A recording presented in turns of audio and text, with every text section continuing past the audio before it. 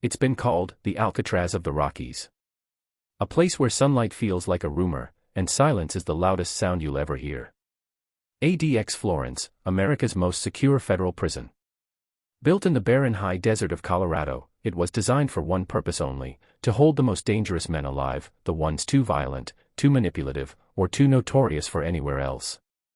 But behind its flawless security and perfect geometry of control lies a darker truth.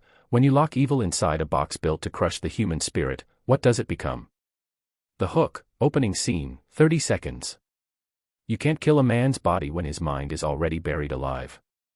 That was the message scratched into a concrete wall in ADX Florence, by an inmate who hadn't spoken to another human in nearly 8 years. This is not just a story about walls and guards. It's about what happens when America's most secure prison meets its most evil prisoners, men who refuse to break, even inside a place designed to erase them. The birth of a fortress. After a series of high-profile murders and riots inside federal prisons during the 1980s and early 1990s, including the killing of correctional officers and gang hits carried out behind bars, the U.S. government decided it needed something new. Not just another prison. A solution. According to Bureau of Prisons records, the ADX Florence Federal Correctional Complex opened in 1994 under a single philosophy: to control the uncontrollable. Every inch of the facility was engineered with military precision. Cells are 7 feet by 12 feet, built from reinforced concrete. The windows, 4 inches wide, are angled so precisely that inmates can see only the sky. Not the mountains. Not the yard. Not even the building across from them. Each cell door is solid steel with a small slot for food, communication, and cuffing. The lights never fully go off. The air never fully stops. And human contact is reduced to minutes, sometimes seconds, per day. ADX became the end of the line. The place where America sent the men it didn't trust anywhere else. The arrival of the unbreakable. Within its first decade, ADX became home to names that haunted headlines. The Unabomber, Ted Kaczynski. Oklahoma City bomber, Terry Nichols. Zacarias Moussaoui, the so-called 20th hijacker of 9/11. Ramzi Youssef, mastermind of the 1993 World Trade Center bombing. Thomas Silverstein, the Aryan Brotherhood leader once described as America's most dangerous prisoner. Each one represented a different face of American terror. But together, they turned Florence into something far more than a prison. It became a museum of darkness. According to reports from the New York Times and Department of Justice, guards at ADX rarely use force, they don't need to. Technology does the job. Motion sensors track every move. Doors open and close remotely. Even recreation, 1 hour a day, happens in a solitary pen no bigger than a garage, known by inmates as the dog run. Inside these walls, defiance becomes invisible. The men who refuse to disappear. One inmate, whose real name remains sealed in court records, referred to here as M, became a symbol of what ADX was meant to crush. A convicted gang leader from Los Angeles, M was transferred to Florence after orchestrating 3 murders from behind bars. When he arrived, the warden reportedly told him, "You won't cause trouble here." Nobody does. For the first few months, M stayed quiet. But soon, guards began noticing strange patterns: messages written on his meal trays, coded taps through the plumbing system, faint radio signals traced to an improvised antenna made from his bed frame. According to FBI filings later unsealed, M was communicating with outside members of his organization, using Morse code through flushing pipes and smuggled electronics hidden in legal mail. Even in a prison designed for total control, he found cracks. And through those cracks, he reminded the system, evil adapts. The architects of control. ADX's designers once boasted that the facility was escape-proof, disruption-proof, and psychologically perfect. But what they didn't anticipate was how the human mind reacts to perfection, when perfection means no flaws, no freedom, no sound. Psychologists from the Yale Law Journal and Human Rights Watch have documented the toll of prolonged isolation inside supermax units. Hallucinations. Paranoia. Memory loss. Some inmates talk to shadows. Some stop talking altogether. Yet even under those conditions, men like M, and others like Silverstein, developed systems of control within their confinement. They couldn't rule the yard, but they ruled silence. They used hunger strikes, coded letters, and self-harm as leverage, psychological warfare against their keepers. The system fights back. By the mid-2000s, ADX faced a storm of lawsuits. Inmates and human rights groups accused the prison of violating the Eighth Amendment's ban on cruel and unusual punishment. In Baycoat v. Federal Bureau of Prisons and later Vallandigham v. Daniels, federal courts heard disturbing testimonies about life inside the facility, men who hadn't seen another face in years, others who screamed into air vents just to hear a voice echo back. The government defended its system as necessary. "These are not ordinary inmates," one DOJ attorney stated. "These are the most dangerous individuals in U.S. custody. ADX keeps the rest of the nation safe." And that's the paradox. To keep America safe from evil, a place had to exist where even evil itself would go mad. The quiet revolution inside the walls. By 2015, a quiet change began. After nearly 2 decades of silence, federal oversight and public pressure forced reforms inside Florence. Step-down programs were introduced, offering some inmates the chance to earn more privileges and eventually transfer to lower security prisons. It was the first time the word hope appeared in official ADX policy documents. But for many, it was too late. Psychologists estimated that some inmates could no longer adapt to normal life, their minds permanently shaped by the geometry of isolation. One former inmate, in an interview later verified by the Marshall Project, said, "You don't leave ADX. You carry it with you, inside your head, every day." The unseen battle. Every morning, the guards walk through silence, hearing only their own footsteps. Behind each door is a story, of terror, revenge, regret, or madness. Some are monsters. Some are victims of a system that built a monster to contain them. And somewhere, in that perfect silence, lies the question no one wants to ask. When you build the world's most secure prison, are you protecting society, or are you manufacturing a new kind of hell? Inside the mind of madness, the prisoners who wouldn't break. It's one thing to build a fortress that keeps evil locked away. It's another thing to realize, sometimes, that evil doesn't stay where you expect it to. Inside ADX Florence, the walls don't just contain the prisoners. They change them. The psychology of absolute isolation. From the outside, ADX looks like an engineering masterpiece, clean angles, symmetrical courtyards, and flawless security systems. But step inside, and it's a world stripped of humanity. Inmates spend 23 hours a day inside a single cell. The remaining hour, known as rec time, is spent alone in a cage barely large enough to stretch their arms. Meals slide through a metal slot. Conversations are muffled through doors. Every movement, every breath, is calculated by design. According to Human Rights Watch reports and Bureau of Prisons data, even the air is regulated, circulating through ducts designed to prevent inmates from speaking to one another. Over time, men who once ran criminal empires start talking to themselves. Some whisper prayers. Some curse the walls. Some, according to medical reports later revealed in federal court filings, begin to lose their sense of time altogether. One psychiatrist who evaluated several ADX inmates testified. Their world becomes smaller than their cell. When there's no sound, no sunlight, no change, the mind begins to rot. Thomas Silverstein, The Men in the Box. Few stories illustrate the meaning of unbreakable like Thomas Silverstein's. Born in California, raised in a turbulent family, Silverstein entered the federal system in the 1970s. By the time he reached ADX, he had already been convicted of multiple murders, including the killing of a correctional officer at Marion, Illinois, a crime that made him public enemy number 1 behind bars. After that murder, the Bureau of Prisons placed him in what became known as the Silverstein cell. An early prototype of what ADX would later perfect. His isolation lasted 36 years. No cellmate. No direct human contact. Just 4 concrete walls and a slot for food. In one of his few written statements to the court, Silverstein described his reality. Imagine living in a cement tomb, and every day you hear life happening somewhere else, but never for you. Psychologists who reviewed his case said his sanity should have collapsed years earlier. But somehow, it didn't. Instead, he adapted. Silverstein began drawing, sketching detailed scenes of freedom he'd never see again: mountains, sunlight, people smiling. He wrote letters to advocates outside, campaigning for prisoners' rights. He taught himself law. He even learned meditation. The Bureau saw him as irredeemable. But to those who followed his case, he was something else, proof that even in total isolation, the mind can refuse to die. When Silverstein finally passed away in 2019 at age 67, the New York Times described his death as the end of an era, the men who defined solitary confinement. For others, it was a haunting question. Who truly punished whom, the system that buried him alive, or the men who refused to vanish?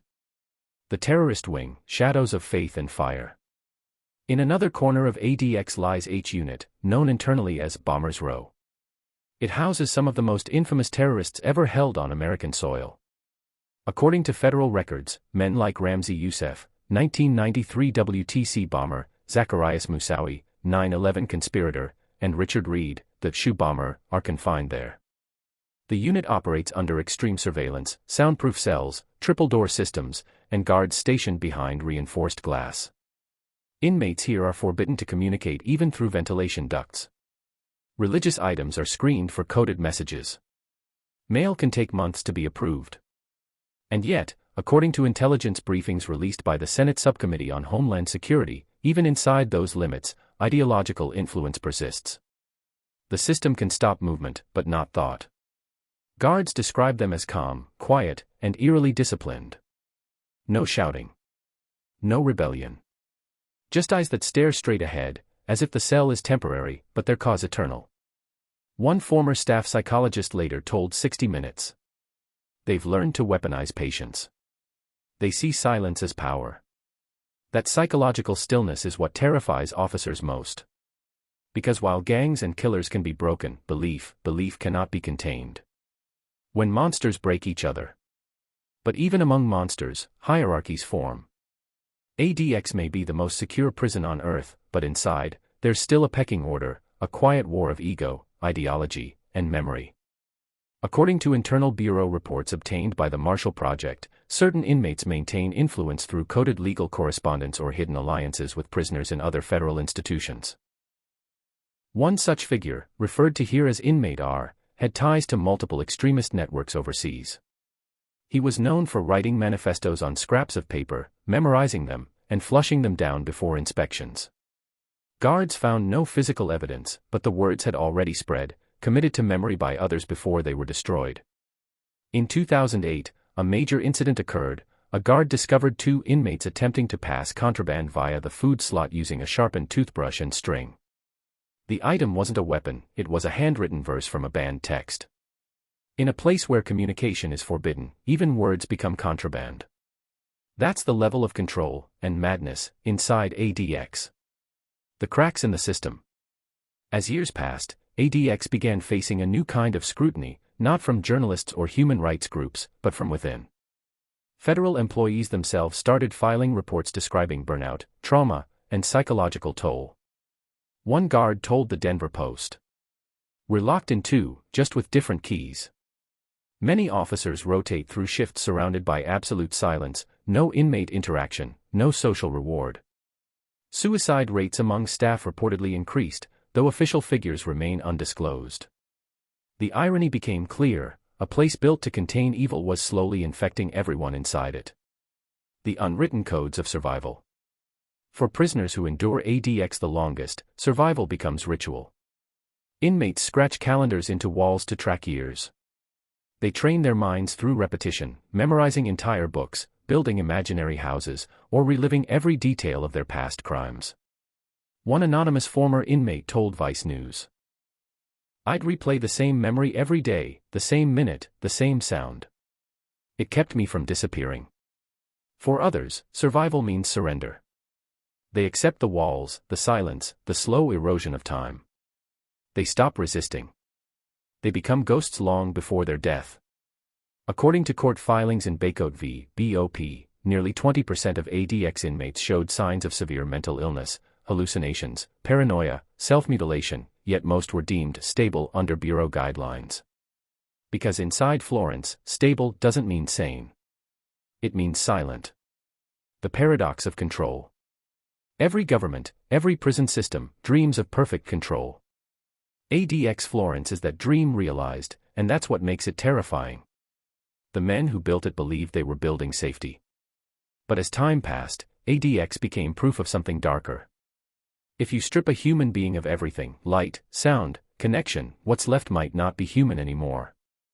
One former warden, speaking under condition of anonymity, admitted, ADX isn't hell. It's limbo. You don't live there. You just stop existing slowly. And yet, even in that limbo, there are flickers of defiance, inmates who write invisible letters on their skin, who whisper to the vents, who wait years just to see another face through the glass. Because no matter how deep you bury evil, no matter how strong the walls, the human mind keeps trying to escape. The unbreakable system, when power becomes punishment. At the edge of Florence, Colorado, the desert stretches endlessly, flat, silent, and unchanging. From above, ADX looks less like a prison and more like a military installation. From within, it feels like the edge of the world. For decades, it has been both a monument to control and a mirror to the American justice system itself, a place that forces the nation to confront one haunting question. How far can justice go before it becomes revenge? The experiment that never ended. When ADX Florence was first conceived in the early 1990s, it was meant to be a solution, a response to chaos, to violence, to the uncontrollable. But 30 years later, the experiment has never really ended. Even today, inmates live under conditions that blur the line between security and sensory deprivation. A single camera watches each cell 24/7. Metal doors open with the hiss of hydraulics, controlled by unseen officers in a remote room. Guards rarely speak to the inmates, communication is done through intercoms or prescripted commands. Every aspect of daily life is predetermined. When to eat. When to shower. When to breathe fresh air. When to be locked in darkness. And yet, for all its perfection, the system cannot hide what it is, a machine built to erase imperfection by erasing the person who holds it. The men who outlived the walls. Some men die quietly inside ADX. Others turn their cells into shrines of endurance. One of the longest surviving inmates, Ramzi Youssef, has spent more than 2 decades in total isolation. According to Bureau of Prisons records, he hasn't touched another human being since the 1990s. His cell is identical to the day he entered, same concrete, same steel, same 4-inch window. Another inmate, Robert Hansen, the notorious FBI agent turned spy, lived his final years in ADX before dying in 2023. Guards described him as emotionless, polite, quiet, but disconnected from everything human. And then there are the countless others whose names never made headlines, the men forgotten between case files and court appeals, serving sentences that outlast even memory. In an interview published by The Guardian, a former warden once said, ADX doesn't just break prisoners. It breaks history. Once they go in, they stop existing in the public record. It's as if they were erased. When the system cracks. No system, no matter how perfect, remains unbroken forever. In 2012, the first real crack appeared. A mentally ill inmate named Jack Powers filed a handwritten lawsuit from inside ADX, claiming that he and others were being denied psychiatric care and basic human rights. That case, Baycoat vs. Bureau of Prisons, opened the floodgates. For the first time, the public saw inside the clean room of control. Court filings revealed men smearing blood on walls, screaming for help that never came, and begging to see sunlight. The descriptions were so disturbing that a federal judge ordered immediate review of mental health conditions inside the facility. Soon after, the Bureau of Prisons settled multiple lawsuits, quietly, without admitting wrongdoing. But something changed. The myth of ADX as an unshakable fortress began to fade. Behind the perfect architecture was a truth no one wanted to admit: the system had built a new kind of suffering, one that didn't kill the body, but slowly erased the mind. The step-down illusion. To ease public pressure, the government introduced what it called the step-down program, a path that promised inmates a gradual return to human contact and, eventually, transfer to a lower security facility. But according to investigative reports by The Intercept and the Marshall Project, only a fraction of prisoners ever completed the full process. Some were removed for minor rule violations, others couldn't handle the psychological transition. One psychologist compared it to teaching someone to walk after cutting off their legs.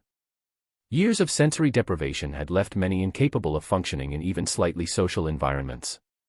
A former inmate described the experience. When they finally let me talk to someone face to face, I couldn't. I forgot how to look at eyes. It was proof that the system's control didn't end when the doors opened. The punishment had already become part of the person. The shadow over justice. By 2020, the debate over supermax prisons had reached Congress.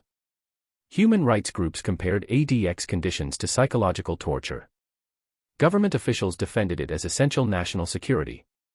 The truth, as always, lived in the middle. ADX Florence had prevented countless acts of violence, neutralized extremist leaders, and kept correctional staff safe across the federal system. But it also left an undeniable scar, a question about the morality of perfection in punishment. Because at what point does protecting society turn into destroying humanity? One former federal prosecutor, now retired, said it best. We built a place to contain the worst of mankind, and in doing so, we built something that reflects the worst of ourselves. The final hour. In the stillness of night, ADX is almost peaceful. Wind moves through the desert, brushing against barbed wire and guard towers like the whisper of forgotten names. Inside, hundreds of men lie awake, alone, silent, and unseen. Some count the cracks in the ceiling. Some replay their crimes over and over, searching for a moment where fate could have changed. Some stare at the slit of sky, wondering if freedom even exists anymore. The lights never go out completely. The hum of machinery never stops. It's a world suspended between life and death, where punishment is measured not in years, but in the erosion of the soul. And yet, even here, the human spirit refuses total silence. A few still write letters. A few still dream of daylight. And a few, somehow, still pray. Because no matter how high the walls, no matter how deep the isolation, a single truth endures. You can lock away a body, but never the memory of what it means to be human. The legacy of ADX Florence. Today, ADX remains the most secure prison in the United States, a place both feared and misunderstood. For some, it's a symbol of justice and safety. For others, it's a monument to cruelty and control. But history will judge it differently. Not by how many men it contained, but by what it revealed about power, and the price of using it without mercy. Every civilization has its mirror. ADX Florence is America's. And when that mirror looks back, the reflection isn't the prisoners inside, it's us.